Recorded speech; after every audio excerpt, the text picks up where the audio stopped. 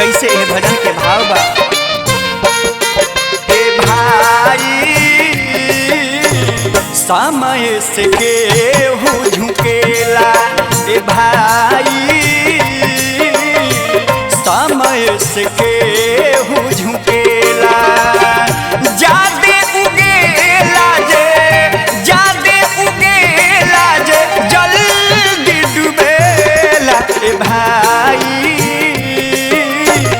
समय से केहू झुकेला, ए भाई समय से केहू झुकेला।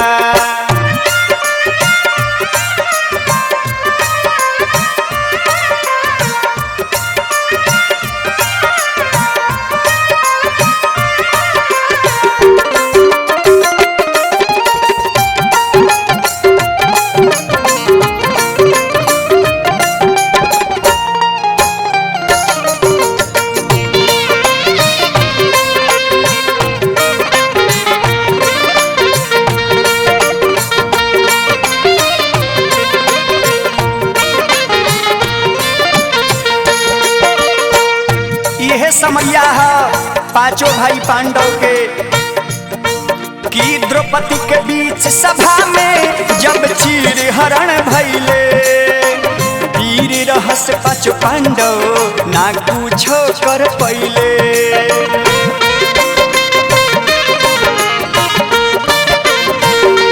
हाँ, द्रौपदी के बीच सभा में जब चीर हरण भइले, रहस पांच पांडव ना कुछो कर पइले। उनका आगे केहू के ना, उनका आगे केहू के ना जोर चलेला। ए भाई समय से केहू झुकेला, ए भाई समय से केहू झुकेला। जादे उगेला जे, जादे उगेला जे जल्दी डूबेला। ए भाई समय से केहू झुकेला, ए भाई समय से केहू झुकेला।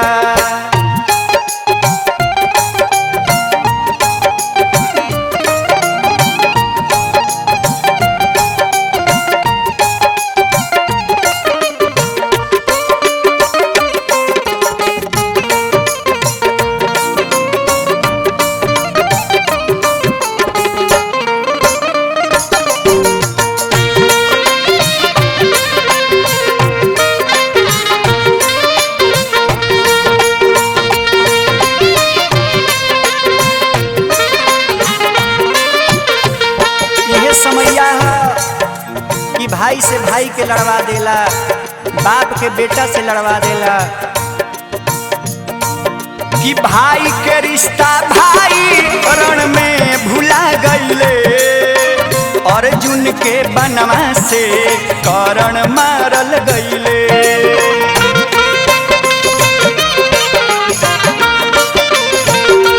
ओ भाई के रिश्ता भाई रण में भुला गईले। अर्जुन के बनवा से करण मारल गईले।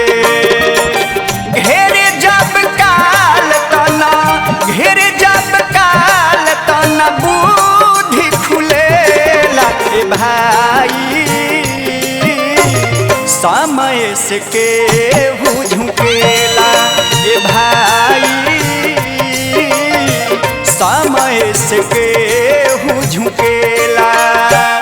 जादे उगेला जे, जादे उगेला जे जल्दी डूबेला। ए भाई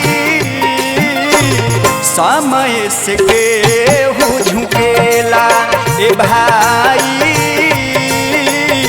समय से